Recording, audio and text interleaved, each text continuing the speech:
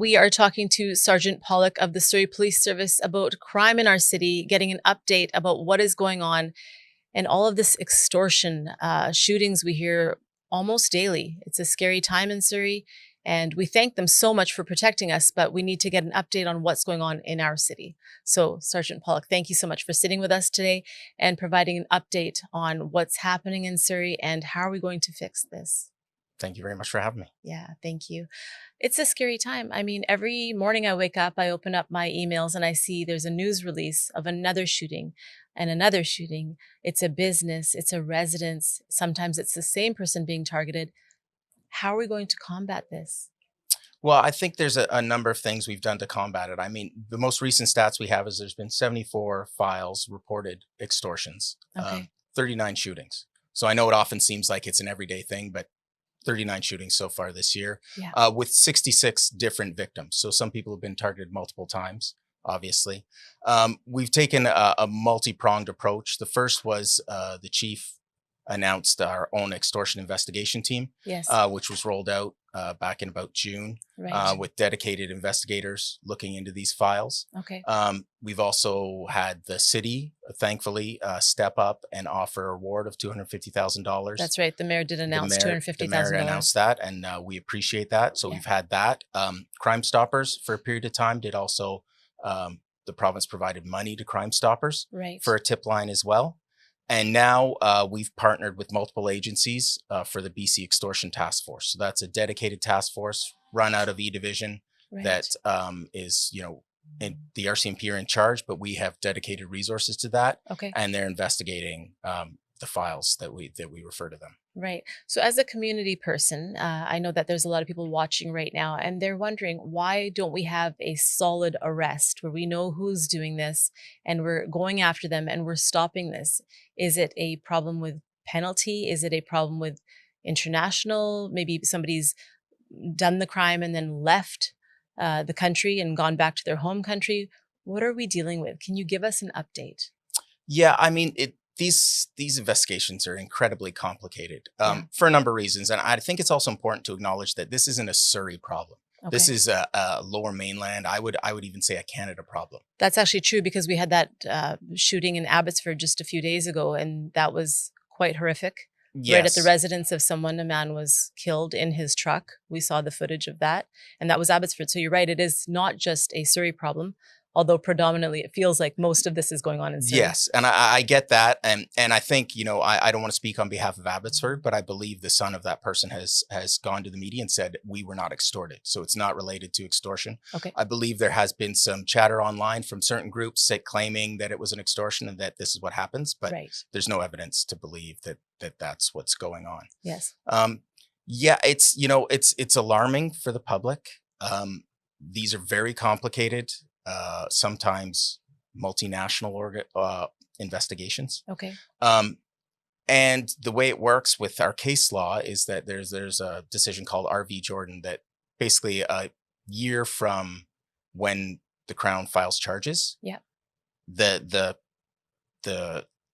trial has to happen. Sorry, not a year, 18 months. So within 18 months, the trial has to happen. So a year and a half. The So trial. a year has and a to half, happen. the trial has to happen. And if Okay. it doesn't, the charges will get thrown out. So that's why we need to make sure that we have all of our evidence before we move to arrest, before we move to charges, Okay. that sort of thing. And like I said, they are very complicated. Now we have made arrests. We had 3 parties that we arrested and charged a few weeks back. We did Okay. a news release about that. So can you talk a bit about the 3 arrests that you made? I can't really talk about No the details. specifics Okay. of the investigation. We did release their name, and Yeah. I can't speak about So they've been arrested. they've been though, arrested and charged. and charged. So where are they right now? I'm not sure. I believe they were released from the courts. Okay. Now police don't control when What people happens are after? released from the courts. That's judges decide that, right? Right. Even yesterday, now I can't talk about the specifics of the file because now with the Extortion Task Force. Yeah. But yesterday we had a shooting. Yes. Our officers responded quickly, arrested 2 people near the That's right. scene Yeah. who are now being investigated Yeah.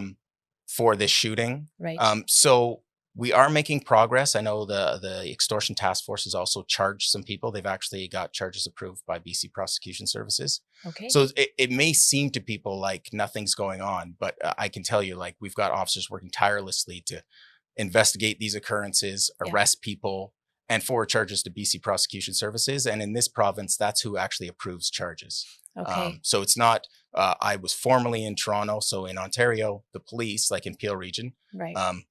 we can lay our own charges without the Crown's approval. That's not how it works here. It's so sometimes people don't realize that, and they need to realize that, we need to have a case fully together before we send it to the Crown. They have to review it. Right. Say, they use their criteria, and I don't want to speak for them. And then charges are actually approved, and then people show up in court. So it seems like a tedious, lengthy process, which it needs to be, because you want to make sure all of your I's are dotted and all of your T's are crossed. You don't want to have any error there, so that they can, within the 18 months, get, due process for everyone. 100%. And I mean, part of the safeguard with having the Crown lay charges is the fact that you don't get cases to court that shouldn't be there, right? Low level cases. Now, obviously, we're talking extortions. We're not talking low level cases. But if you have lower level, lower threshold cases that get through that maybe shouldn't go there, then that backs up the court process, right? So that we do need to get all the evidence prior to sending a report to our Crown Counsel, and then they review it. And sometimes we get feedback saying, hey, can you look into this more? Or it's great, I approve these charges, and then we arrest people and they get show up in court. It is easy sometimes for the outlookers to just judge and say it's taking too long, but you're doing what you're doing, and you're doing it the right way. Correct. So tell me about the 3 gentlemen that were arrested, and also the 2 that were arrested. Were they connected? Do they know each other? Are they somehow in the same kind of gang? I don't know about that. I mean, there's been a lot of talk, obviously, about the Lawrence Bishnoi gang. That's an issue that we kind of don't necessarily deal with at the municipal level. So we respond to these files, we investigate them. Right. This whole Lawrence Bishnoi gang and terrorist designation and everything like that, that's done at the federal level. Right. So we don't deal with that. As far as their association to each other, I don't know. I can't really speak to it, because that's something that's going to come out in court, I imagine. Okay. But I know there's, like I said, there's obviously a lot of chatter. Even some people that we think are maybe misrepresenting themselves as members of the Bishnoi gang, because that notoriety. Well, not only notoriety, but if I call you up and say, hey, my name's Teague and I'm from the Bishnoi gang, pay me, you're more likely to pay me than, hey, I'm Teague, give me this dude from Surrey and give me your money. Like street credit. Street cred. And it's a thing that maybe they're not. Right. Maybe they're not part of that gang. Maybe it's a copycat. That's kind of like extortion of the extortion, to be honest. It's so, but that's what they're using, extortionists, they use threats of violence, intimidation. That's what they use. And if they can portray themselves to be something they're not, they will. I mean, it's not like criminals have a moral compass. So. Right. That's right. And it's these details that we don't see on the outside looking in. We don't see the fact that you have to sift through to see who is actually credible in saying who they are compared to who they actually are. So that's a very good point. Maybe they're not with that organization. Correct. Yeah. Yeah. So when you're dealing with cases like this, how many tips are you getting? Because I know that the mayor had announced the $250,000 for tips in extortion and helping to figure this out. How are you feeling about tips coming in? Are you getting a lot of community input? We're getting some tips. Obviously, any tip that does come in on that tip line goes to an investigator, and they investigate it further to try and figure out the veracity of it. We are getting some tips, but we always need more help. I mean, I understand that there's fear in the community, but there are a lot of people out there who know more than the information we're getting. I mean, one of my colleagues the other day spoke with one of the victims who said, I know who the people are who are doing it. I know the vehicles they drive and where they live, but I'm not going to tell you. Okay. That's problematic for us because we don't have that information. We need it to further our investigation. I also understand if somebody is fearful for their safety, I get that, but they can always call Crime Stoppers as well if they don't want to go through the extortion tip line. It's completely anonymous, and you say, hey, Bob over there who lives at this address and drives this car, I know he's involved. And that's something they'll get back to our investigators, and they can use other investigative means to determine if it's accurate or not. So we definitely need the public's help, and they've definitely stepped up and been helpful, but we continue to need their help with each investigation. I find it troubling that when something like this happens, there's a video that someone has made, kind of flexing their muscles, saying, look what we did. And that video is circulated to everyone like rapid fire. But it seems like if there's a video out there, why is the police not able to figure out where that video came from? What's the IP address, or who made the video? Where was the location? We have so much technology these days. Why is it that that video goes everywhere, but we can't find out where it originated? Or Yeah. have we found out? Well, I'm not sure if they found out. I mean, those are all investigative things that we look into. Yeah. The problem is in the digital era, people can make their IP different. They can change their phone number. For instance, WhatsApp has been sort of a common platform that has been used Yes. to extort people. Well, for us to get records through WhatsApp and for them to actually be accurate Yeah. is very difficult. People use technology to change their phone number when they call others. So it's difficult. I mean, officers capture that video, they investigate it further, but often, like you said, if it's, retweeted or whatever, 100 times, 1,000 times, Forwarded many times. how That's do what we it says. track all the way Yeah. back to figure out who that is? Right. Yeah, so it's a challenge, and our investigators, obviously, we've got good investigators who are good with investigating technological avenues like that. Yeah. But it is a challenge. I think what's more troubling is that people who aren't involved are forwarding it, and it serves to re-victimize the people who have already suffered, because now you're just showing it around to everybody and it's getting more popular, and that's Right. I mean, that's definitely a negative thing. I mean, Kind I of would also say, counterintuitive. yeah, it is counterintuitive. If you want to help the community, you don't show other people suffering. It doesn't make sense to us. Right. I would also say a challenge for us, and any victims or witnesses who listen to this, like, we would encourage them to speak to the media about how they feel, what this has done to them. That's fine, but when they start sharing evidence, we've seen instances of people playing voice messages, sharing video. This is all stuff that's important to us as investigators, and if you share it, it's already out there, and that it sort of hinders our investigation. So we would encourage anybody who's a victim, first of all, don't pay. Yeah. Don't pay, report to us, gather all the evidence, but please don't share it with friends, family, media, because then it could be tainted, and then Right. it could possibly compromise our investigation. So you just said that if somebody is being extorted, so someone gets a phone call, you're saying that, like, what is it that they should do? They should say, I'm not going to pay you, and then they should call you. Like, what is the process? Because I can imagine that when someone gets that phone call, it's terrifying. They want to protect their family, Right. themselves, and they probably feel very helpless. I've heard of cases, and I don't know how true this is because, like you said, forwarded many times, and a lot of dialogue goes, around the scenes. I had heard that somebody had been paid $2 million, and they paid it, and then that was that. You're saying don't pay it, contact the police. That's what our suggestion is. Don't pay it, contact the police. We go and we investigate. We speak with all the victims. We assist them in forming a safety plan, which we don't divulge what the safety plan is, but we work with them to help ensure their family and their safety. Right. And then we investigate it further. That's what we suggest. Yeah. But obviously what people decide to do is what people decide to do. So why would you say don't pay it? Does that somehow reward the person that's extorting? Like, what would be the psychology behind that? Yeah, I mean, we're never going to stop as long as there's some sort of reward at the end. Yeah. You can't stop these. If I'm, it's often like, you get those email scams. Somebody's a prince from somewhere and Yes. just send me $1,000 and I'll send you 100 million. Yes. If you start rewarding people for that, they're just going to keep doing it. Right. And I honestly don't think that. I'm sure some people have paid. I don't think that protects the rest of the community. Yeah. I mean, this is a very tight-knit community. And if you pay somebody and now they're rewarded, maybe they extort your neighbor now, or maybe they extort your cousin or whatever. So it's a negative for everybody. Right. It's never ending. Yes. You're rewarding bad behavior, I suppose. 100%. Yeah. So is there an update that you can give the people that are watching? I know we talked a lot about this so far. If someone asked you just a couple of sentences, please give us an update for the city of Surrey and extortion. What would you say? Well, that's a good question. That's a big one. That is a big question.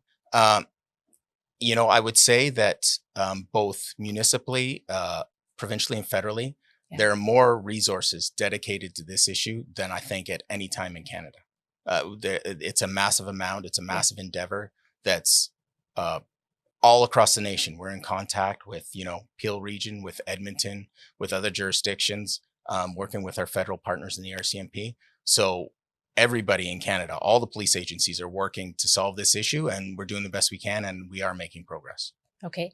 So thank you for that update. And what does the future look like for Surrey? That's another big question. What does the future look like for Surrey? Well, Safety wise. safety wise, I mean, we're hiring more officers. We're certainly, we've just had a swearing in ceremony of some pre-recruits yesterday. Okay. So we're slowly increasing the number of officers as the RCMP demobilizes. And pretty soon we're going to be taking over the second half of South Surrey. So you're going to see more Surrey Police Service members out there. Okay. And it's a very bright future, and we're looking forward to the next couple of years in Surrey. Very good. There's another topic I wanted to talk to you about. Sure. I want to talk about intimate partner violence in Surrey. Are there a lot of calls that you get for this? I mean, I would say I don't have the statistics for you. I would say, even like I said, I worked in Toronto for over 22 years. Intimate partner violence is an issue everywhere. Yeah. It's really very sad. prevalent. It's It is heartbreaking. It's prevalent. And I would say we do have a lot of calls for intimate partner violence in Surrey, but I think everybody does. Yeah. It's just that Bailey McCourt in Kelowna, that case is, I mean, everybody can resonate with that. She's in love with someone. She builds a life with that person. That person takes her life.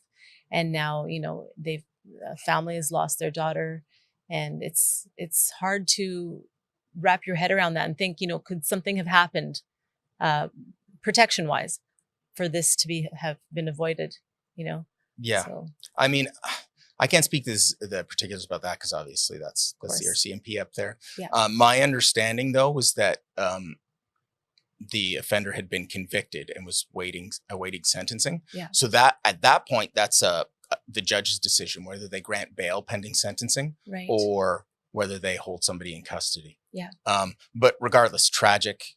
I mean, we all know we've seen enough incidents of intimate partner violence and intimate partner homicides to know that it's a tragic thing. And I think we have dedicated IPV investigators in Surrey Police Service who work in our Investigation Services Bureau, who help us out with that. We have officers who respond to these calls every day, and obviously victim safety is our number one priority. Yeah. And then obviously arresting the offender and putting them before the courts, and then it's the court's job to do what they see fit.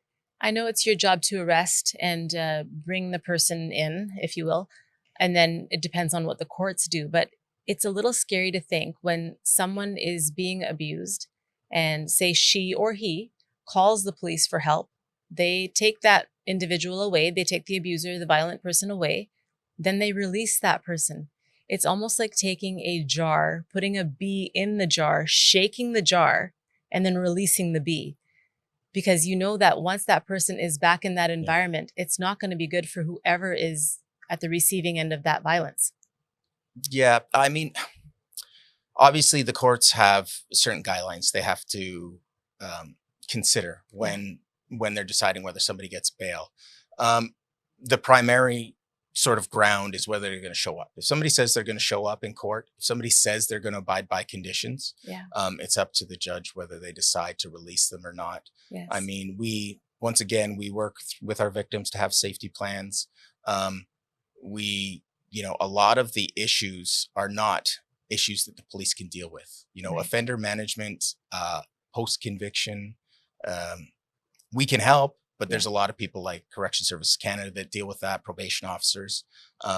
But all we can do is go to the call, treat people with dignity and respect, arrest people when it's warranted, and then put them before the courts. And obviously any sort of breach of conditions, if it involves IPV, it's serious. We'll arrest people and put them back before the courts, and then they're less likely to get released. Yeah. But it's a serious issue. And I think, we've heard the federal government speak about it enough in their crime bill and that sort of thing. Yeah.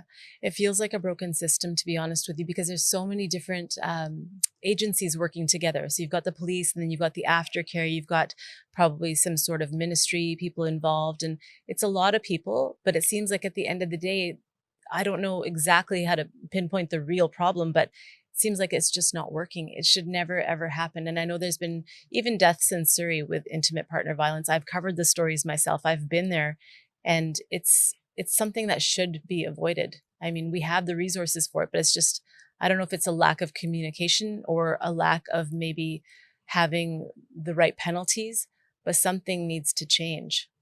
Yeah, we say it about a lot of things, but like one is too many, right? Yeah. One incident of intimate partner violence That's is too true. many. One homicide is too many. And we do work well with our partners, whether they be in probation or correctional services or the ministry if children are involved, Yeah. for MCFD. Yep. But unfortunately for us, like we have our role to play in the whole thing. Yeah. And then unfortunately it's on to other people. Like I said, I know the federal government is working on legislation to address it. Yes. I wish it would just go away, to be honest. I wish we wouldn't have to Absolutely. talk about it anymore, but the reality is it still goes on, and we do our best to serve the victims that we encounter in Surrey, and hopefully, like I said, treat them with dignity and respect, Right. and hopefully have a positive outcome for them, and then hopefully they get whatever services or assistance they need to Yeah. eventually one day, get past it, or not get past it because you never do, but To get the help. recover and go on to live a happy and fulfilled life. Right.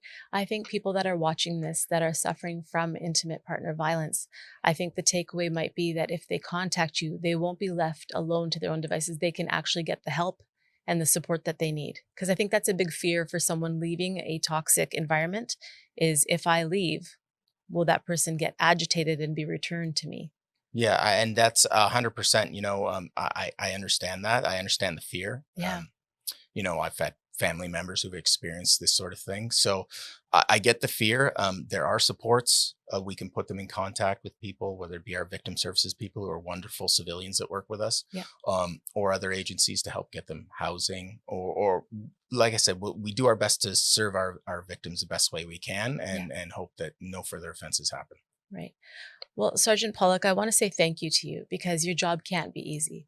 Being, on the front lines, making sure that people are safe every single day, having to burden all of these different stories that we cover, but we're not in the trenches. We're not there with the victims, with the families, having to make these, these discoveries and all of the things that you do and putting yourself in harm's way.